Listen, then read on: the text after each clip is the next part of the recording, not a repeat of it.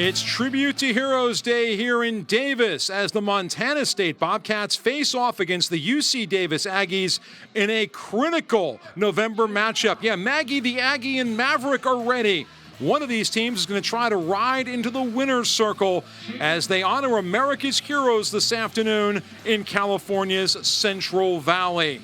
That's right. November football means people are trying to play in December. They're trying to keep their playoff hopes alive. George Devvine, Steve Nicolopoulos. And for UC Davis, Steve, you can say this is a must-win. You can also say they're out of mulligans. No, they don't have any more chances. This is their last chance to go ahead and solidify a possibility of getting into the playoffs here, George. It's very important that they come out with a W here today.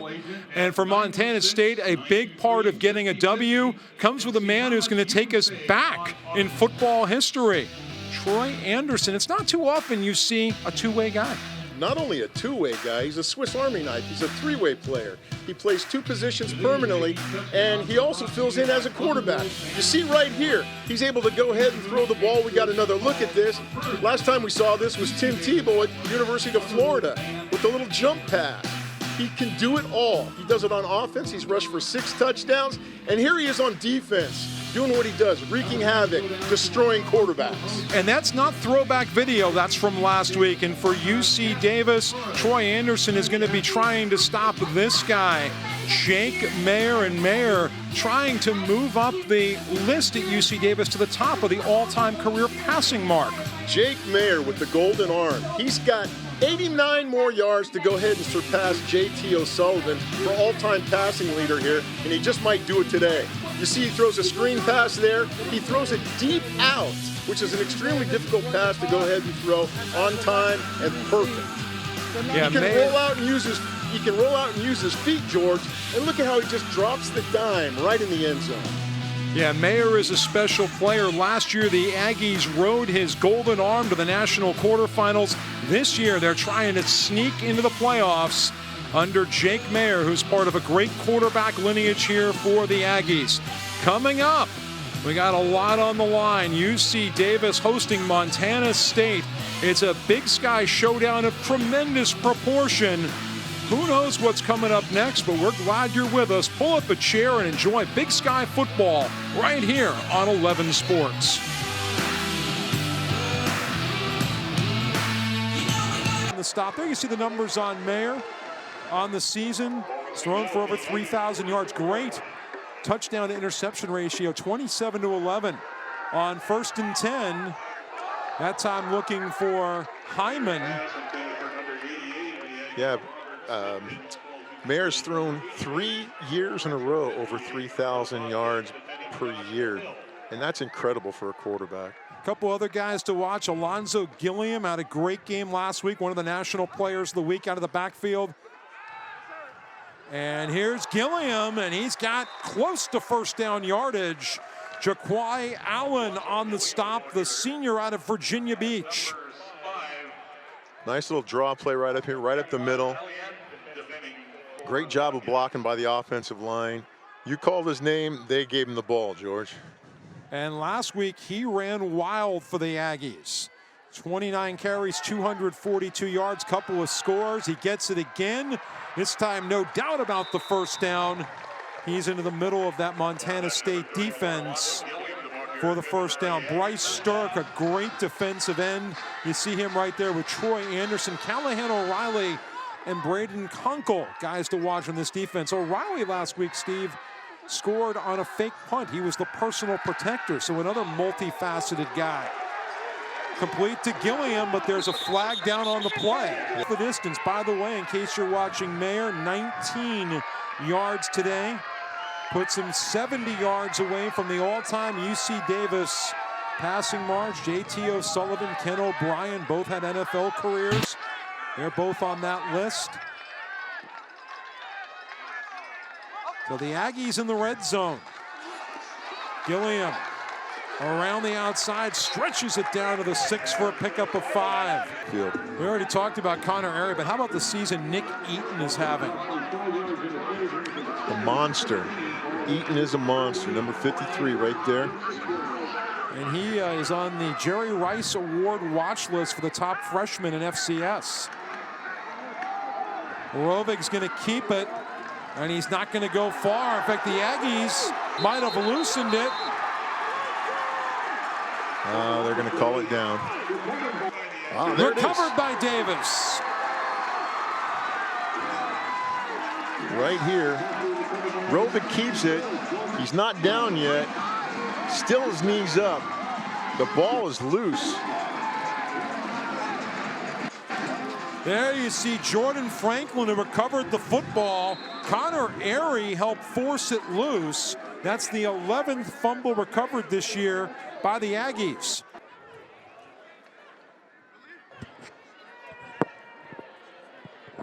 Mayer will go from the shotgun on 1st and 10.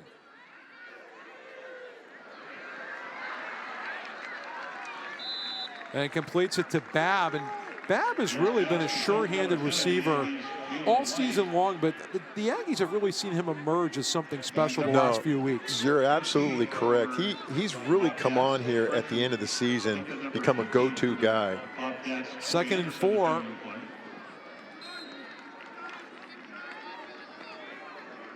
And that's Gilliam getting a little closer to the 1st down marker. Going back to Babb, Vaughn was the guy he went to at the beginning. Priest has been his safety valve all season long, along with Gilliam, but Babb has really come on strong here as a receiver threat.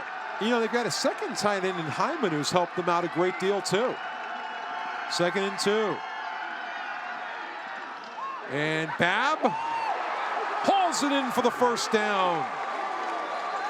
What a catch. Babb does a great job of coming back for the ball, George. He gets a little bit of separation.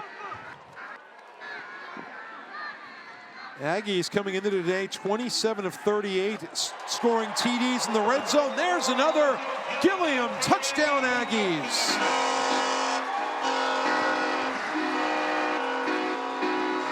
You know, there was a pause there, George. They're looking over to the sidelines like they're looking in for the play, and then all of a sudden the ball is snapped. I don't know if that's on purpose. Play is being changed. Gilliam, little room to work.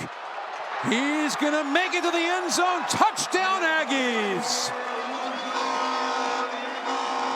That's exactly what you want to do if you're an Aggie. You want to go ahead and get Gilliam to the outside. They do a great job. He takes an inside handoff and he bounces it to the bubble, and he outruns the defense to the edge. 18 yards in the score for Gilliam. Second score tonight for Gilliam. Yeah, 19 carries, 133 yards. O'Rourke on for the extra point.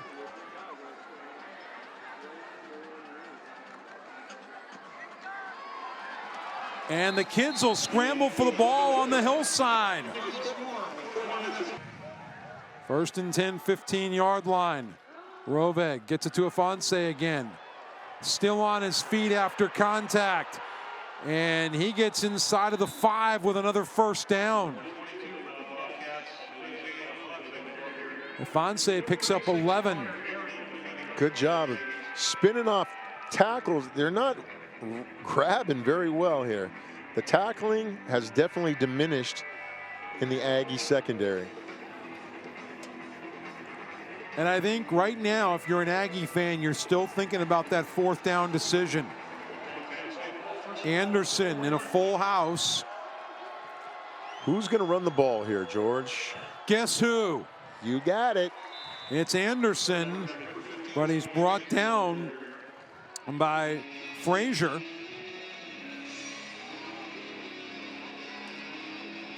He hobbled off the field on his last carry. Right now, he looks as though he might be a little bit lame. He was an all-conference quarterback last year. Yeah, 1st team all-conference, tied for 1st team. So, I mean, he's no slouch. He knows the position, and he knows what to do. I mean, this is not a gimmick we're seeing. No, not in by any means. Rovig back in. Afonso gets a push. Is he in? Officials have to, yes, he is. Touchdown, Montana State.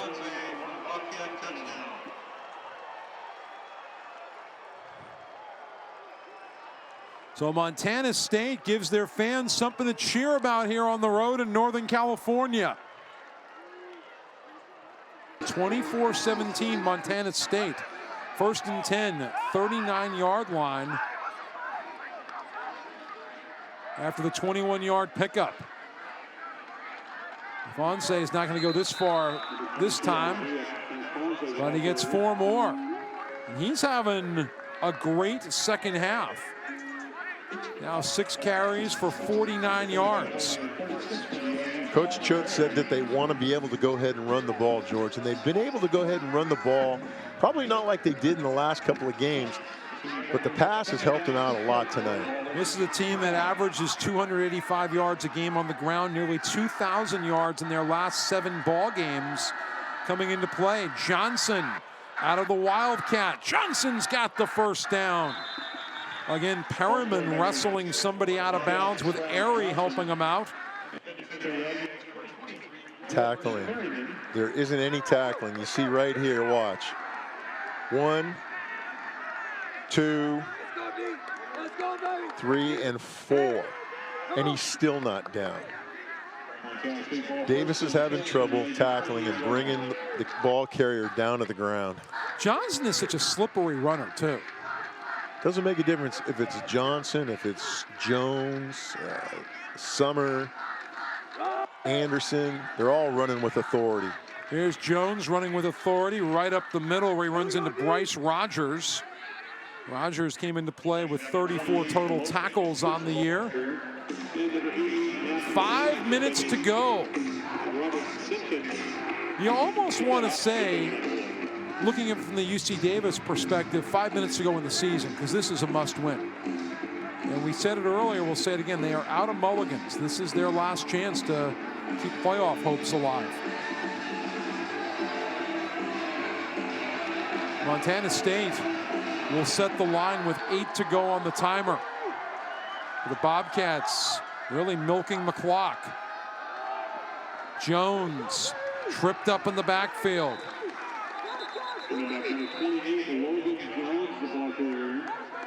Again, good job by the offense, milking the clock, taking small yardage. Their first 30-second timeout. Please Aggies call the reset the timeout. game clock to 4:25. They get an extra 2 seconds out of it, too. And again, we're going to see a full squad huddle. You're advertising, you don't want a picture of your own advertising? So we'll go to a break right now. When we come back, stick around for the conclusion. Hope you're enjoying this Big Sky Showdown on 11 Sports. The fans hoping to energize the UC Davis Aggie defense. Trying to get one defensive stand and a score. Hoping to keep their playoff hopes afloat in 2019. Last year, the Aggies went to the championship subdivision second round. Trying to match that effort this year. Anderson in there at quarterback. And it's kind of obvious, Steve, when Anderson goes in at quarterback, we kind of know what happens next. Yeah, you don't even have to call the play. You know what the play is going to be. Bryce Rogers, another stop. You look at him limp off just a little bit there. Anderson rushing 5 carries, 38 yards. Tough 38 yards, but he got a score on one of those. It's sort of like the difference between city driving and highway driving. You know, 42-yard attempt from the left hash. He's going to have to push it. Bailey trying to make it a 2-score game. On the money. He delivers. So 3:39 left. And Montana State has created a little safety gap. 56%. They were 39% on third down conversions, so they were better on fourth down conversions, but today they haven't had much luck. Montana State opponents 10 of 20, 50% coming into today. And great defense there by the Bobcats, denying the Aggies. Henderson had a piece of it.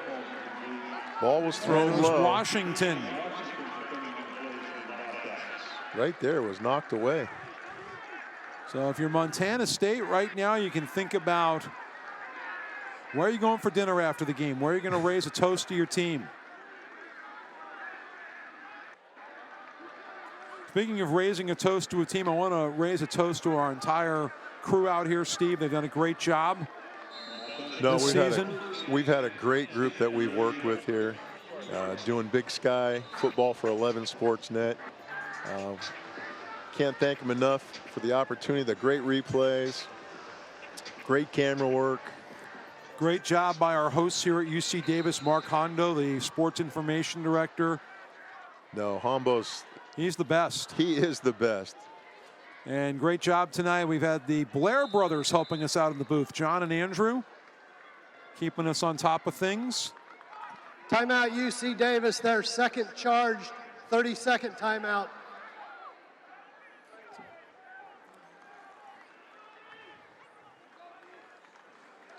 So Dan Hawkins and his Aggies, and a lot of people looking forward to basketball season as the college football regular season winds down. Basketball's underway, and this winter, 11 Sports will be your home for Big Sky basketball beginning December 30th with a matchup between Northern Arizona and Montana State. We will have 11 regular season matchups leading to the conference tournament in March. Big Sky basketball and 11 Sports all winter long. Speaking of Big Sky basketball, Sacramento State right up the road plays basketball in the Big Sky.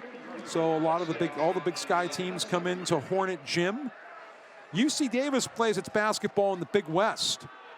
Went to the tournament a couple years ago on the men's side, went last year on the women's side too. They've had a great run. Going to be a first down.